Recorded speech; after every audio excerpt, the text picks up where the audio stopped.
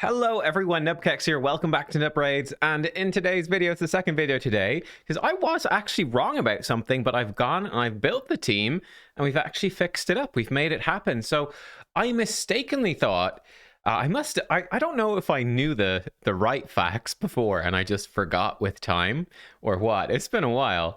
But you know, with Sand Devil 25 now dropping Chaos Dust, I thought that you needed a 5-star Awakened Godseeker Neri to do stage 25 of Sand Devil, but you guys came in the comments and you guys set me straight. So we got a lot of great info in here and some other good options as well. So for example, Isaac 23 Wave here saying it's great update. Nub, I'm running Sand Devil 25 with Godseeker and Drang. Godseeker's only 3-star awakened. Drang has no awakenings.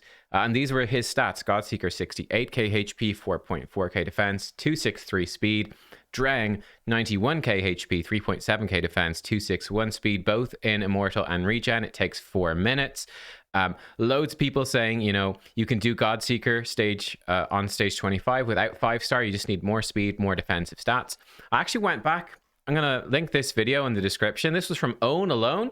He's a little channel. He's got 55 subs. It has a lot of views, 8.7k though for this vid. But he is showing how you can do it with Godseeker on stage 25 with a very specific build. So that is actually what I've built in this one. So let's go. Let me show you the run. And we'll talk through it. I'll obviously show you the stats I have. You can basically follow the stats that he was using in that video as well. One big thing you will notice as we go through is that his run is actually like a minute faster than my run. This is because he recorded like 11 months ago, which was before Brimstone was nerfed. So you actually lose a lot of time here. Back in the day, Brimstone was unremovable and couldn't be resisted either, even at 1-star. That's no longer the case. You now need it to be 5-star for it to be unremovable. So that's really important. So you can see, for example, right here, Ninja has placed Brimstone, but it doesn't actually work, right? The boss cleanses it off. So if you had a 5-star on Ninja or a Walking Tomb Drang, or actually, honestly, anyone, right? You could have almost any champion with 5-star Brimstone. And I think that you would probably if they did no damage, you would probably do the run in like 3 minutes with just Brimstone alone, I think. If you add Brimstone onto a champion like Ninja or Walking Tomb Drang, someone with HP burn who's doing that extra damage, you could probably get the run down to around about 2 minutes, something like that. If you've got your 5-star Awakened Godseeker, which I don't have, you can have her much slower because Miracle Heal will keep her alive. And yeah, then you can actually do the run even faster because she'll take even fewer turns and it just works out better. But that's tough, right? It's tough to get the 5-star for Godseeker. The nice thing about this run is you don't need any awakening. You just need pretty good gear on Godseeker. You don't even need good gear on Ninja. For this one, in the video, the reference video, he was actually using Ninja in Toxic. For me, I'm actually running Ninja in Affinity Breaker. So the reason is Toxic you get from Dragon, and I really don't ever farm Dragon outside of 2x speed. I don't have much Toxic. Whereas Affinity Breaker, that's super easy to farm. It's up in at least 2 of the Doom Tower rotations. And is it in all of them? I'm not even sure. It's in at least 2 anyway. But you can easily farm that. So I've just forged up like 100 pieces today. And hey, there you go. I got a 4-piece set that works. So Ninja's in 4-piece Affinity Breaker. Because it's the tricky thing with Toxic or Affinity Breaker. You do need like 500 accuracy on Ninja to actually place your debuffs. So that's tricky. And the debuffs, the burn is where all the damage comes from. So that is really, really important. But yeah, as you can see, this is working really well. The other really important thing, we'll look at this when we look at Godseeker, is you have to have her active revive not fully booked. You need to be missing 1 book in it, and that's what makes it sync up with this food, right? If she's fully booked, it won't work. So that's she'd revive Ninja before the boss kills them all again, and it would fall apart. So that's really important. Looks like we're going to be slightly slower on this one. That's okay. Affinity Breaker is going to add in some randomness to it. And like I said, if you got a 5-star burner, yeah, you can do it fast. Interestingly as well, we're going to look at this with the speed. Like we had that one comment saying he was doing it with a Walking Tomb Drang, who is actually really tanky as well. So in his run, Walking Tomb Drang clearly never dies, you know, except for when the boss kills everyone. Then Godseeker passive revives her and she revives Drang, but then Drang stays alive. The difference between this and this run here is something I found is you need Ninja to die on like this cleanse move here. right? Ninja comes in, he does his moves, he needs to die straight away because Godseeker, her speed is a bit lower than that 260 that the comment was talking about. And the lower speed, she gets bonus speed when allies are dead. So you actually do need Ninja to die. So there you go. Took us 3 minutes or so. That seems to be consistent with the runs. Like I said, it failed one time. I'm not sure why it failed the one time because I was out walking the dog and I wasn't watching. If you guys can think of anything, let me know. My best guess is either perhaps multiple crits from the Sand Devil in a row actually killed Godseeker, or potentially, I think maybe more likely, is that because the Sand Devil puts out decreased speed, I think it's possible that maybe Godseeker got a couple of lucky resists a couple of times in a row, and maybe the speed tune went a bit out of whack. I would guess that's what it is, but I'm not 100% sure. You do need food in for this run as well. It's very important.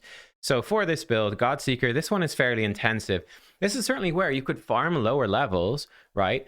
Do get your chaos, whatever it's called. What's it called? I can't even, there's too much. There's so many things. Chaos dust. Get your chaos dust. Like, you know, we could, let's rework this right here. Sure, let's go for it. You know, rework. We hover HP %. We got crit damage, man. Can I move that to a crit damage glove, please? But you know, you could get your gear ascended and get chaos dust. Should be coming in events and tournaments. Work at it over time and upgrade your gear because it is gear intensive to build this up.